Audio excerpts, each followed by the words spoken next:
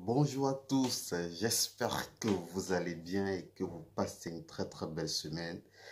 Moi, je me suis très bien réveillé. Je me suis très réveillé aujourd'hui car j'ai reçu ça. Et ensuite, ah, ça, c'est bien. Ce sont mes motivations de joie. Ce sont celles qui savent me donner le sourire. Elles sont toujours là pour me soutenir, nuit et jour. Je les appelle, ces deux, mes motivations de joie. Mais rassurez-vous, nous n'allons pas parler de danse aujourd'hui. Nous n'allons pas parler de tour de reine aujourd'hui. Mais ce qui m'intéresse, c'est pourquoi la plupart des jeunes mariés du XXe siècle divorcent plus que nos parents dans le passé. Je suis Cédric Ndouma. Pour ceux ou celles qui ne me connaissent pas encore, ma page YouTube porte mon nom. N'oubliez surtout pas de vous abonner et d'activer la cloche de notification pour ne rien rater sur mes prochaines vidéos. Pourquoi rencontrons-nous beaucoup plus de divorces au XXe siècle chez les jeunes que dans l'époque de nos parents? Nous allons discuter de ça aujourd'hui. Vous et moi, je vais apporter quelques analyses par rapport à ça. À ça, je peux dénombrer 6 aspects. Le premier pour moi est le manque d'amour véritable. Aujourd'hui, il n'y a plus vraiment l'amour qu'on a connu dans le passé. C'est vrai, il y a encore certains qui se marient par amour, qui se marient par passion, mais aujourd'hui, c'est un peu plus rare. C'est un peu plus rare, pourquoi? Parce qu'à cause de la pauvreté qui sévit dans le monde, surtout en Afrique, mais pas seulement en Afrique, également en Europe. Donc du coup, certaines personnes, pour sortir leur famille de la misère, vont préférer épouser quelqu'un qui a un peu plus de revenus que la leur. Là, elle va essayer de sortir sa famille de la pauvreté pour donner à ses frères et sœurs et même à ses parents une vie meilleure. Donc du coup, on va rencontrer des jeunes filles et même des jeunes garçons épouser des femmes plus par amour, plus par passion, juste pour aider la famille à sortir de la misère et à donner une vie nouvelle à ses parents et à ses frères et sœurs. Je ne condamne pas cela, je ne les juge pas, car ils savent pourquoi ils font ce choix. Parce que même malgré ça, certaines personnes dans cette situation apprennent à aimer dans ces conditions-là. Mais c'est un facteur clé, le manque d'amour véritable, parce que quand tu épouses quelqu'un par intérêt, dès qu'il y a une difficulté dans le couple, c'est très facile que tu rompes. C'est très facile que tu rompes cet engagement que tu as envers cette personne. Car si tu as épousé cette personne parce qu'elle avait un très grand revenu, très facilement, quand il perd ce revenu qui t'a poussé vers lui, c'est facile que le mariage part en ruine et tu pars chercher quelqu'un qui peut te satisfaire comme ce que tu as eu dans le passé avec ton ancien époux. Donc pour moi, l'amour véritable qu'il n'y a plus aujourd'hui à cause primordialement de la pauvreté et aussi parce que les gens veulent vivre ce qu'ils voient dans les telenovelas, la belle vie. C'est dommage aujourd'hui qu'on ne rencontre plus cette passion dans le mariage. Le prochain aspect que je peux souligner à cela, il y a le manque de soutien de la famille. À l'époque de nos grands-parents, la famille avait une place véritable. Dès qu'il y avait un problème dans ton couple, avant même de te diriger vers le juge, on part d'abord, on fait appel à la réunion familiale. À la réunion familiale. Je vais vous raconter une histoire. Pourquoi je dis cela? Quand j'étais plus jeune, mon feu papa, que j'aime beaucoup, que le Seigneur le protège où il est aujourd'hui, une fois, il avait eu des problèmes avec, un différend avec la maman. La maman a seulement pris le téléphone et elle a appelé sa belle-mère. Et quand grand-mère est venue, oh là là, papa était en cadre. Je suis resté comme ça, j'ai dit, pas possible. Mon papa, 50 ans passés, se plie en quatre devant sa maman. Elle parle, elle gronde. Il est là comme ça. J'ai dit, hé, mon père, là, lui aussi peut faire comme ça. C'est où j'ai vu le respect. Le respect de la famille. À l'époque, nos parents écoutaient beaucoup les parents. Écoutaient beaucoup les parents. Donc, dès qu'il y avait un problème, la famille était là. La famille était là pour résoudre ce problème. C'est pour ça qu'aujourd'hui, on a vu nos parents faire 10 ans, 20 ans, 30 ans, 50 ans. À l'heure actuelle, même, j'ai mes tontons, mes tatas que j'ai connus quand j'étais tout petit. Ils sont toujours ensemble à cause de la famille. Quand il y a un problème, réunion familiale, tu vois comment on gronde le papa copieusement. Tu vois comment on gronde la maman copieusement. Ça empêche les divorces qu'on rencontre aujourd'hui avec les jeunes mariés et nos jeunes aujourd'hui. Parce que déjà, nos parents de l'époque respectaient leurs parents. Ils étaient à l'écoute de la maman et du papa. À l'écoute du beau-père et de la belle-mère. Parce qu'il y avait des liens forts entre la belle-mère et son beau-père. Donc dès qu'il y avait un problème, on part au village, on part voir la belle-mère, on part voir le beau-père, on se plaint. Et c'est comme ça que le beau-père arrive à la maison, il gronde soit son fils, soit sa fille. Et les choses revenaient en ordre.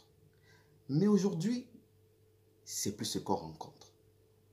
Tu vois facilement la belle-fille aller en conflit avec sa belle-mère. Aller en conflit avec sa belle-mère, ce qui n'est pas bénéfique pour son ménage. Quel qu'en soit ce qu'on dise, la culture africaine reste la culture africaine. Arrêtons de voir les telenovelas pour les femmes qui passent le temps à regarder les telenovelas.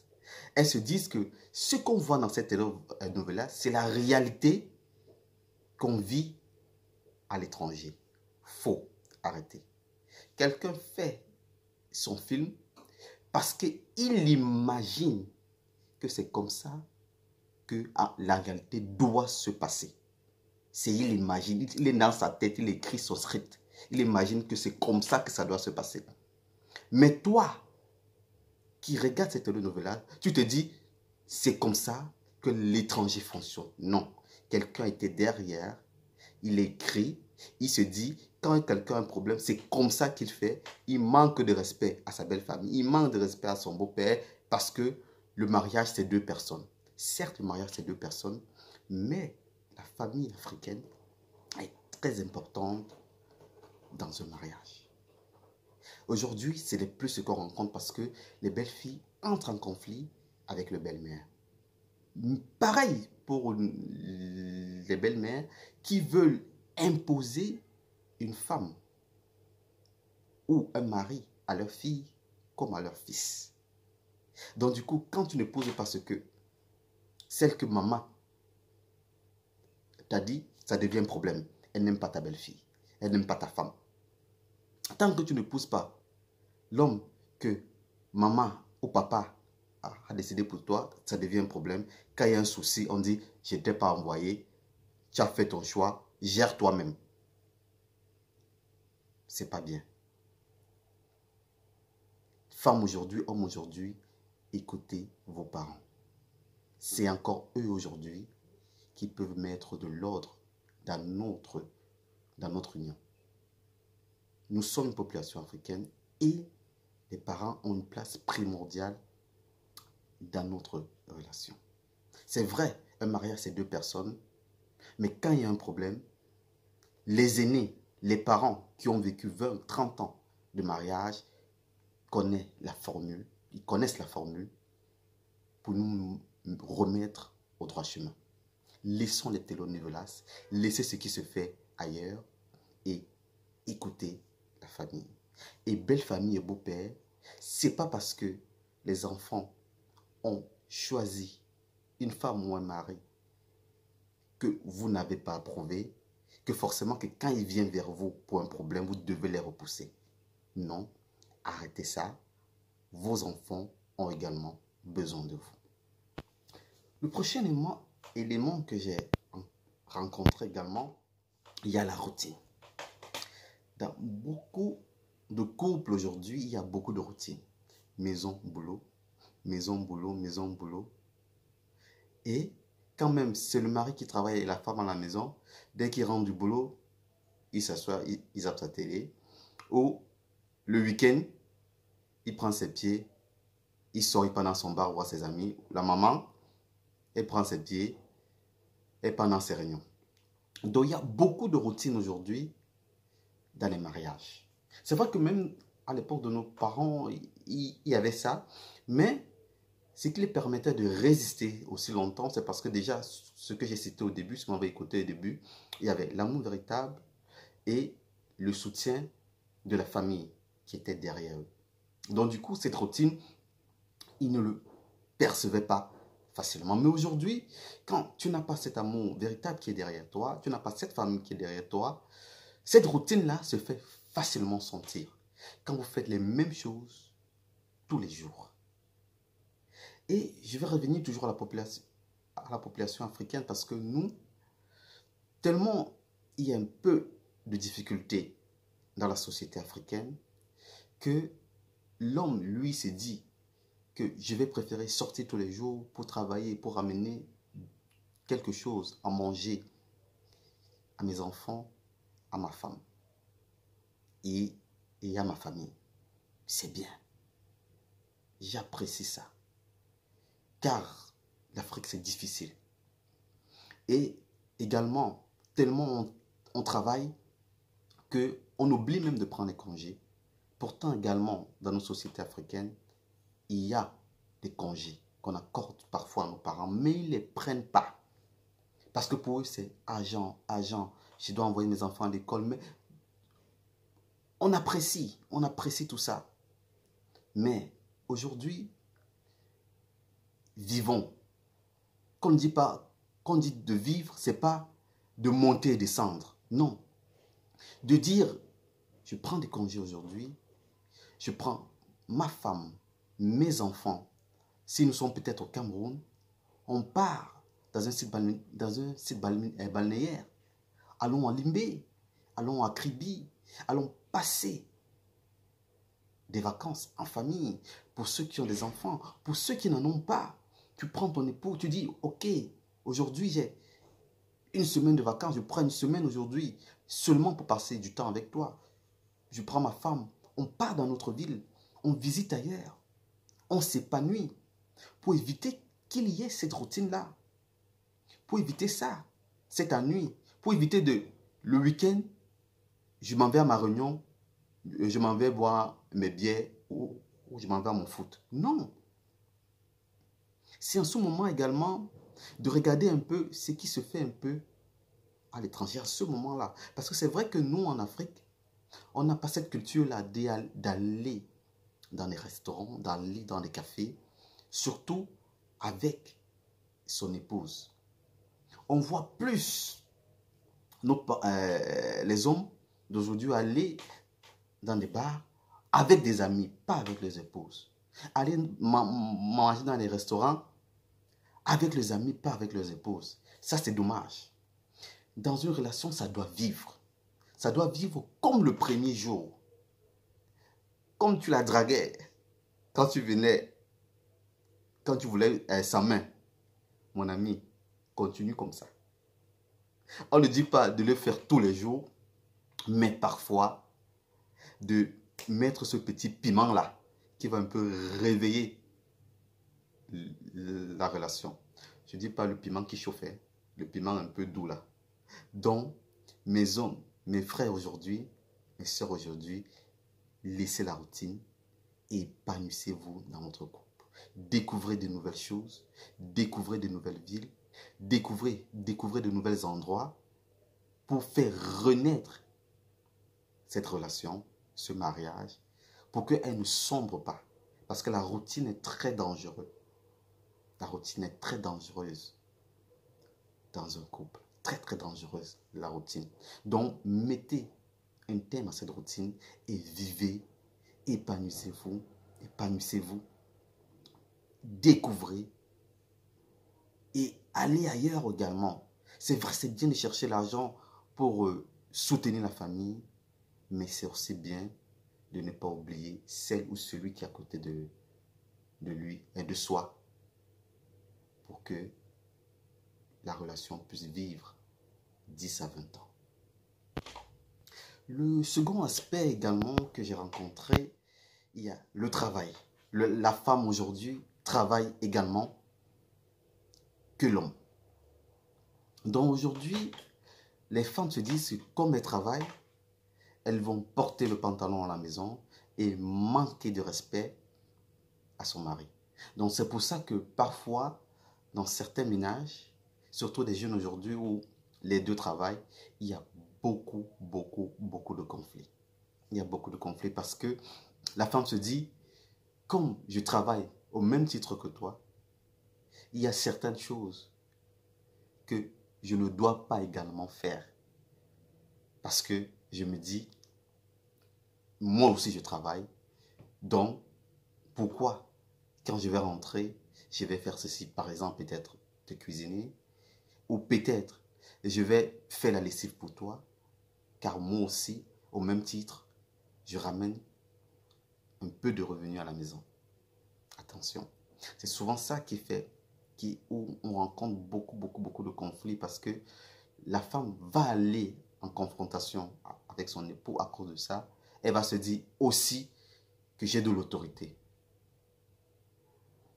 C'est bien d'une femme qui travaille, mais d'une femme qui travaille et qui connaît sa place de femme, c'est encore meilleur. Parce que la femme aujourd'hui se dit, comme je travaille, je dois lever la tête et je dois bomber le torse en me disant que oui, au même titre que mon mari, je peux me permettre certaines choses. Donc du coup, les jeunes aujourd'hui ne supportent pas, les jeunes mariés aujourd'hui ne supportent pas et ils préfèrent mettre fin parce qu'ils se disent, ma femme ne me respecte pas, elle veut marcher au même pied d'égalité que moi. Dans le passé, nos parents, nos mamans étaient plus à la maison. Et même quand elles travaillaient, ce n'était pas aussi bien payé qu'aujourd'hui. Aujourd'hui, facilement, tu peux être dans un ménage où ta femme gagne mieux que toi. Et parfois, l'homme se sent frustré. C'est pour ça que vous allez voir certains hommes qui ont des moyens préfèrent que sa femme reste à la maison. Mais d'autres qui n'ont pas, ou qui ont une autre culture qui va dire, oui, je préfère que ma femme travaille également.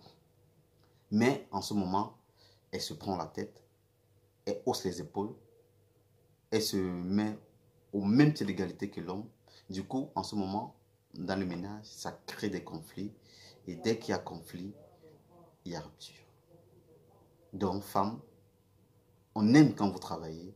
On aime également que vous sortez, vous gagnez aussi de l'argent pour ramener à la maison pour nous aider. Mais, savez reconnaître votre place et respecter votre époux. Le dernier aspect également que j'ai rencontré, il y a la soumission de la femme. Il y a beaucoup moins de femmes soumises aujourd'hui que dans le passé. Pour ceux ou celles qui ont écouté ma vidéo précédente, j'ai parlé de la soumission de la femme. Donc aujourd'hui, je ne vais pas l'évoquer en large. Je vais juste parler très brièvement de cela. Pour moi, la femme soumise, c'est celle qui respecte de un son mari, qui s'occupe de l'éducation des enfants avec l'accompagnement de son époux, qui propose des idées et qui tient son ménage. Donc pour moi, c'est ça une femme soumise. Donc arrêtons de penser que femme soumise veut dire domination. Non. C'est pas ça, une femme soumise. Une femme soumise ne veut pas dire que tu la domines. Non. Une femme soumise, c'est celle-là que quand tu vas dire ceci, j'ai remarqué qui n'est pas bien, elle te dit oui chérie. Elle te propose également des idées. Elle t'accompagne dans ton quotidien. Pour moi, c'est une définition de femme soumise. Vous pouvez aller écouter mon analyse sur la femme soumise que j'ai évoquée la semaine passée. Bon, voilà, j'espère que mon analyse par rapport à ce sujet vous a plu. Si ça a été le cas, laissez-moi un commentaire. N'oubliez surtout pas de partager à vos proches et amis et de vous abonner.